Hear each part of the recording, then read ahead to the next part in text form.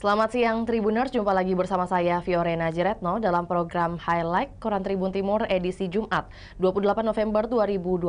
Tentu Tribuners beberapa headline, halaman dan juga rubrik akan kita ulas lebih lanjut pada tayangan ini. Tentu ada beberapa halaman seperti halaman utama, kemudian kita akan beranjak ke halaman 3, lalu diakhiri dengan halaman 9 edisi hari ini. Dan bagi Tribuners yang hendak berlangganan bersama kami dapat menghubungi kami di nomor 0411 811 5500 atau menghubungi kami via SMS maupun WA di nomor 081141435555.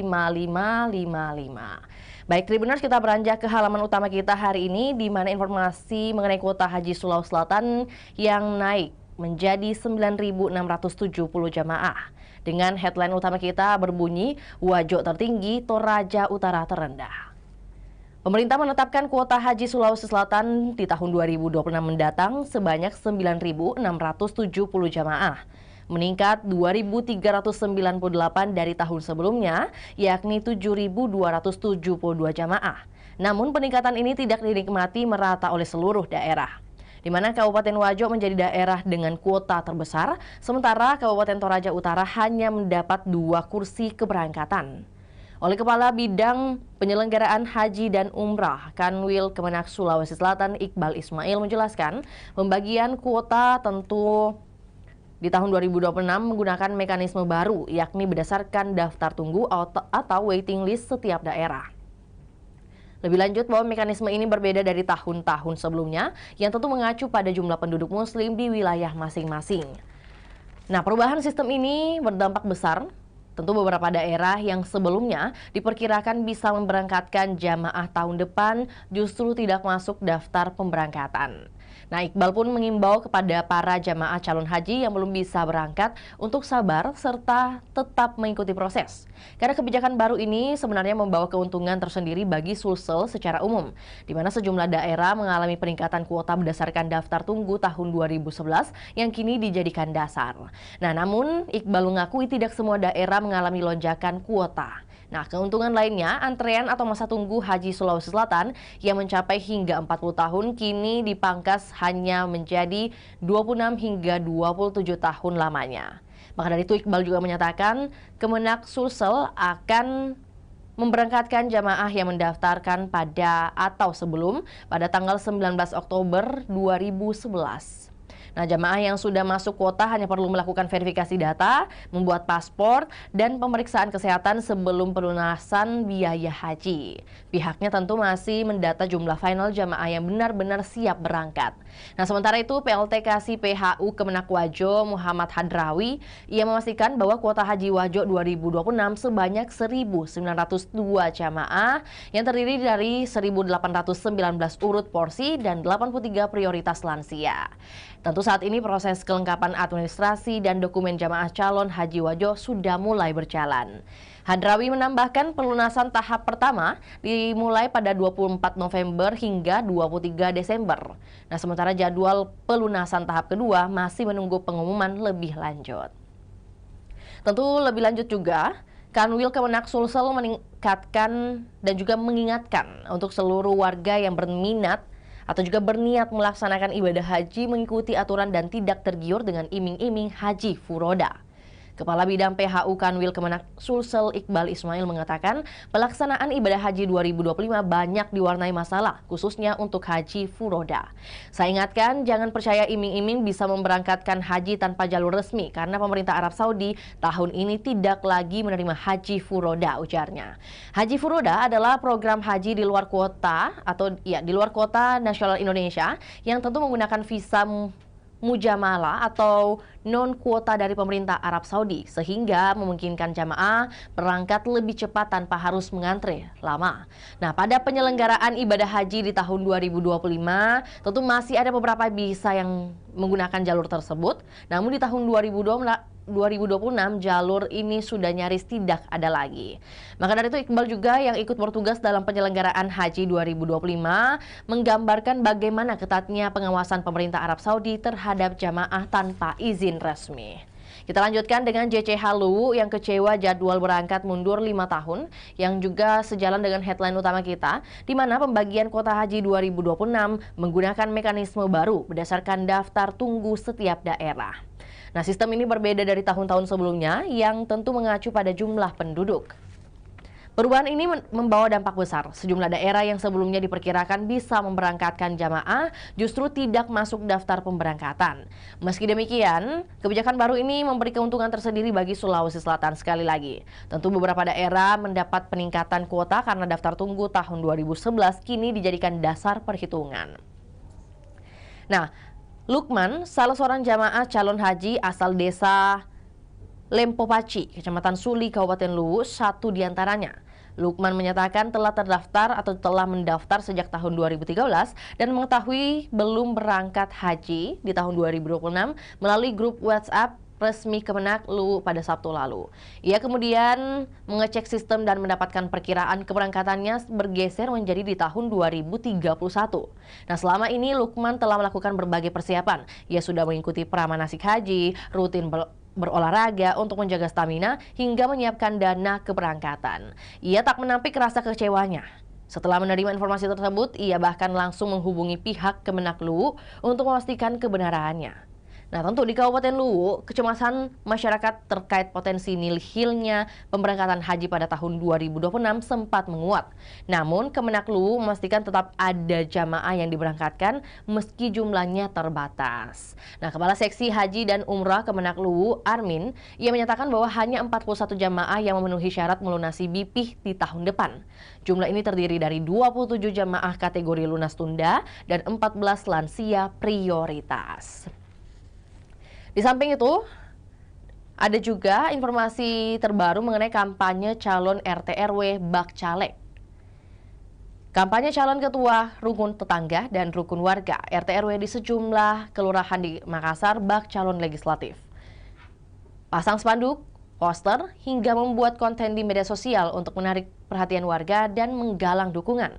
Salah satunya adalah calon ketua RT RW di Kelurahan Maradekaya Utara yang berada di Kecamatan Makassar, di mana pada Kamis 27 November kemarin, sejumlah spanduk calon ketua RT 05 Siti Siam dan calon ketua RW 02 Kasma terpasang di beberapa titik di Jalan Sungai Limboto. Spanduk Siti Mariam berwarna kuning lengkap dengan visi misi, sementara spanduk Kasma berwarna biru dengan tagline mengabdi dengan komitmen, ketulusan, dan integritas. Nah, kemudian atribut kampanye berwarna mencolok itu tentu menarik perhatian warga sekitar. Yang menariknya, kedua calon ini bukan rival. Tapi Mariam dan Kasma ini merupakan ipar yang tinggal satu rumah dan maju di tingkat yang berbeda.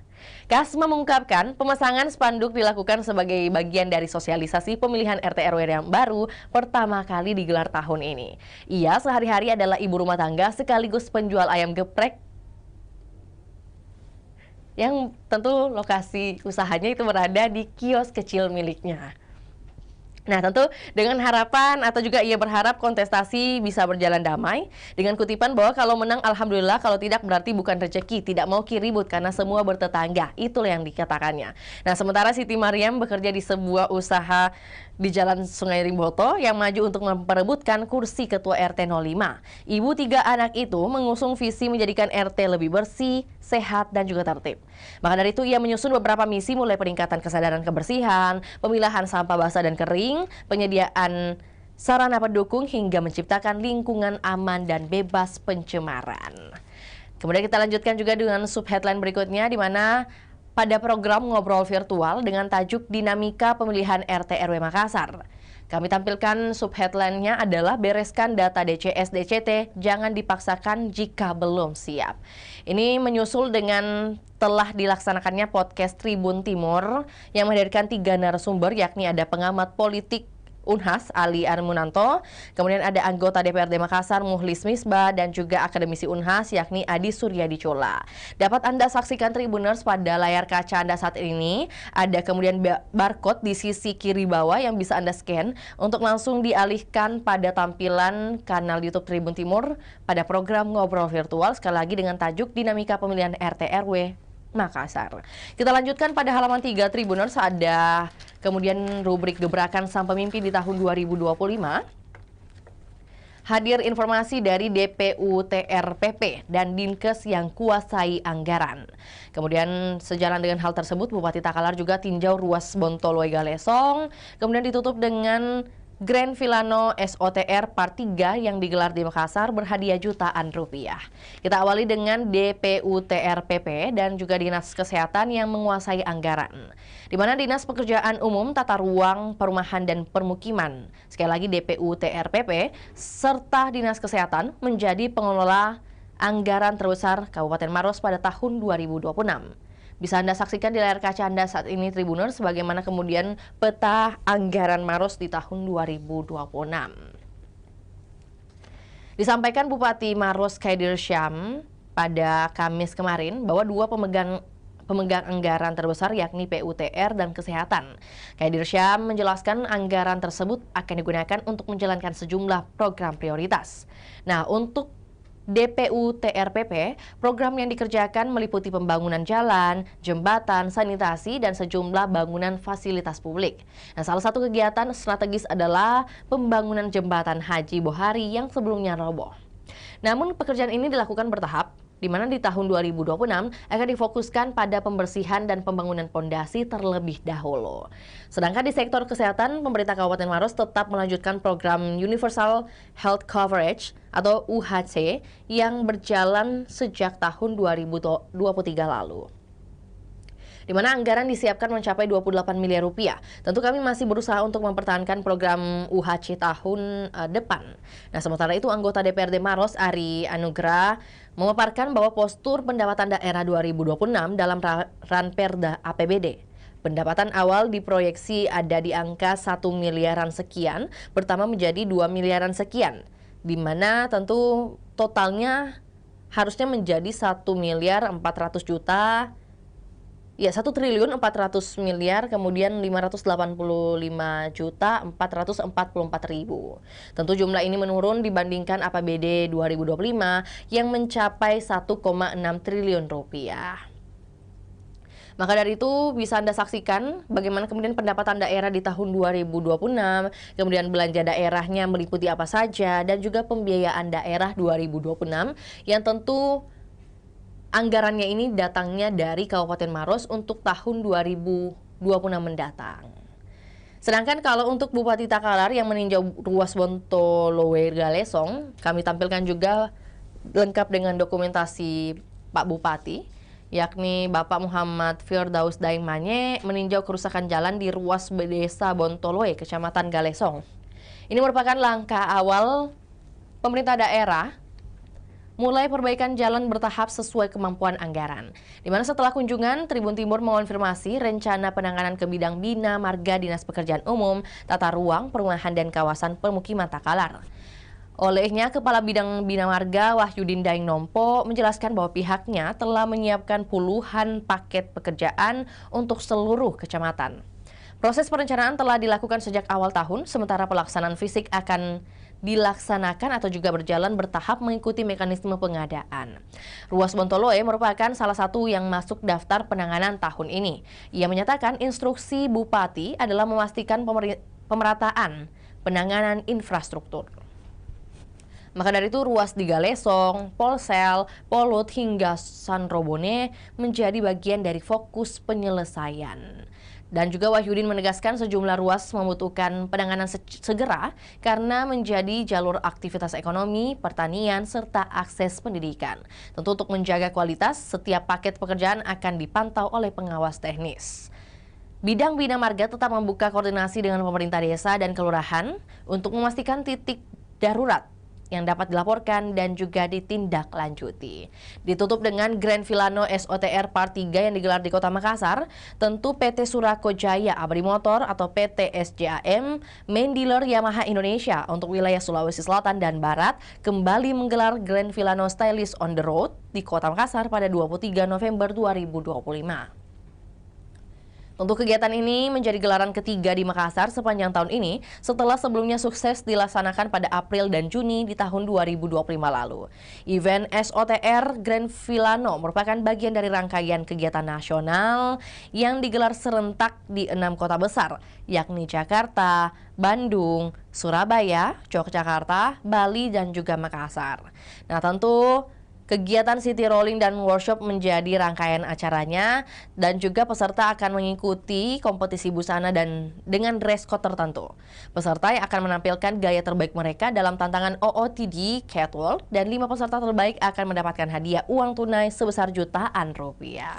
Kita beranjak ke halaman terakhir Tribuners. Untuk edisi 28 November 2025 kita akan menutupnya dengan tayangan di halaman 9, yakni rubrik Tribun Makassar. Diawali dengan telusuri jejak kota dalam 4 zona. Makassar tempo dulu dihadirkan di ruang publik melalui sebuah pameran arsip di Nipah Park, Jalan Urip Sumoharjo, Kota Makassar. Dinas Kearsipan Kota Makassar mengangkat tema Makassar Tempo Dulu, dari arsip menjadi cerita, untuk membawa masyarakat menelusuri jejak sejarah kota melalui visual. Pengunjung dapat menikmati pengalaman sejarah yang dikemas modern di era pameran depan As Castor, lantai 2, Nipah Park pada tanggal 27 hingga 29 November.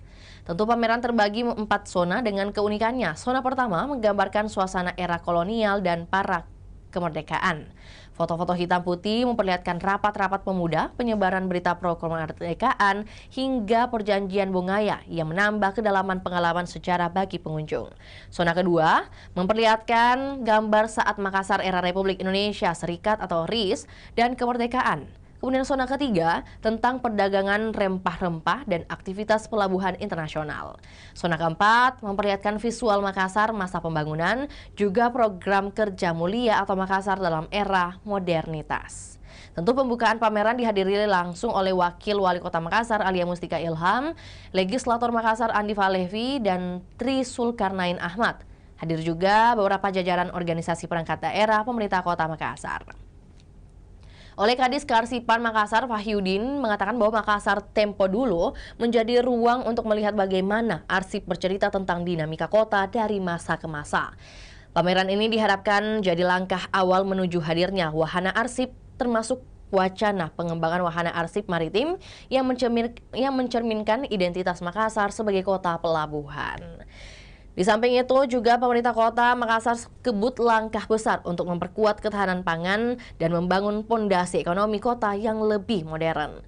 Tentu dengan tajuk atau subheadline, pemerintah kota akan bentuk 2 perseroda terbaru.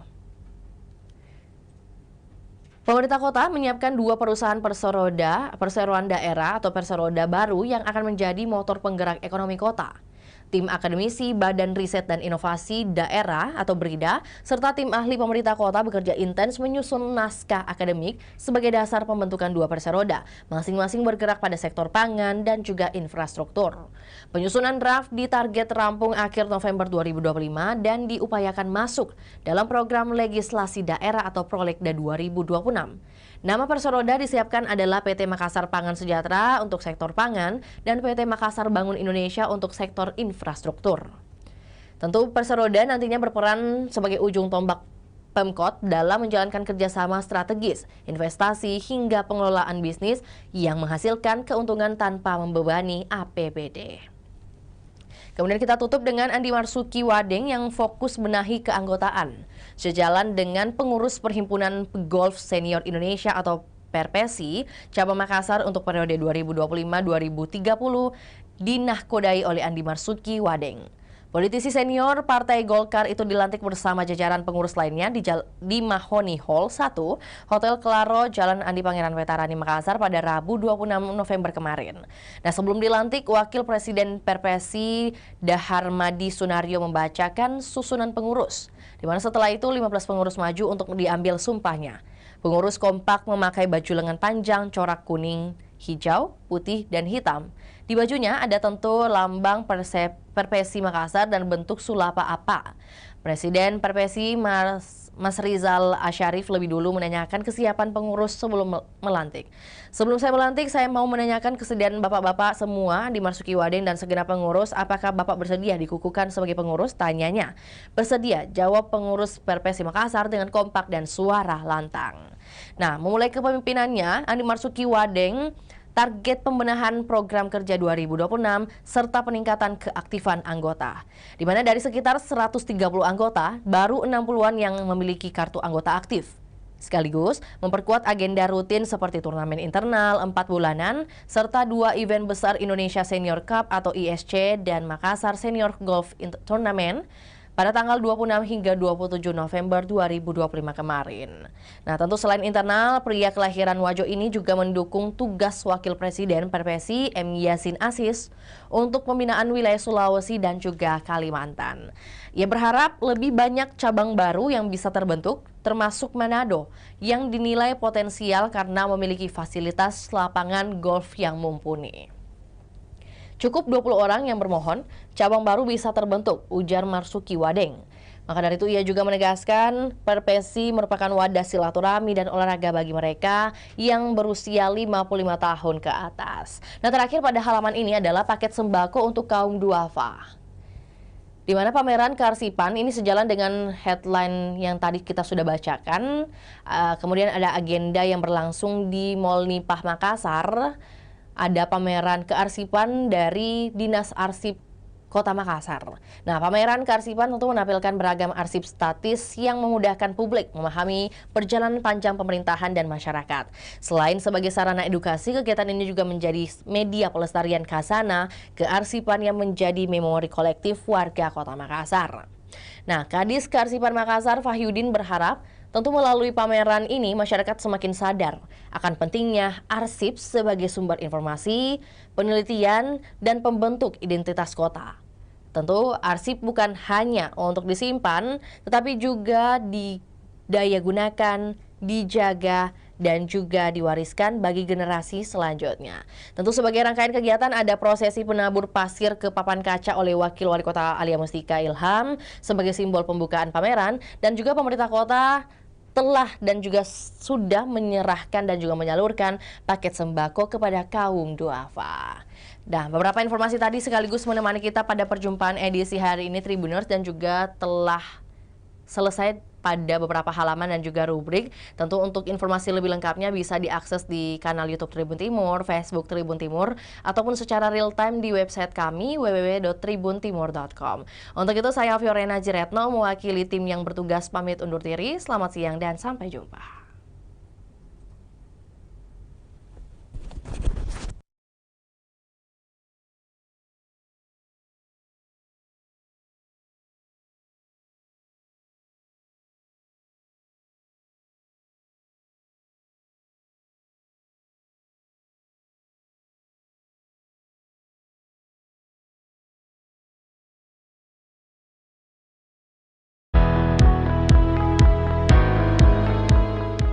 Melalui bantuan tahap kedua program Desa Berdaya, PLN kembali mendukung BUMDes Bintang Timur di Desa Beteleme. Gerobak listrik, tenan booth, serta pelatihan usaha mendorong warga lebih percaya diri mengembangkan UMK lokal. Langkah ini menjadi wujud nyata PLN untuk rakyat dalam memperkuat kemandirian ekonomi dan membuka peluang baru bagi masyarakat. PLN Unit Pelaksana Proyek Sulawesi Tengah memberikan edukasi kelistrikan kepada siswa SMK Negeri 3 Palu melalui program PLN Goes to School. Kegiatan ini membuka wawasan para pelajar tentang dunia energi dan peran strategis PLN. Inisiatif tersebut menjadi wujud kepedulian PLN untuk rakyat dalam memberikan motivasi membangun generasi muda yang berwawasan luas.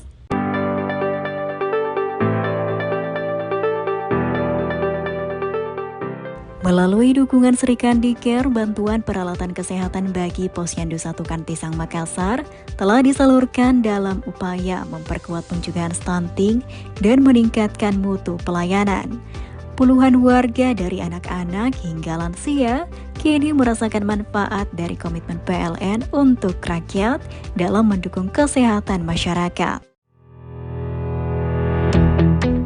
PT PLN Persero Unit Induk Pembangunan Sulawesi memberikan bantuan berupa penanaman pohon di hutan Hulawa sebagai langkah nyata menjaga kelestarian alam. Kawasan yang dulu gersang kini mulai kembali hidup melalui kolaborasi PLN, pemerintah daerah, dan masyarakat. Inisiatif ini menjadi wujud nyata kontribusi PLN untuk rakyat guna mewariskan lingkungan yang lebih baik bagi generasi mendatang.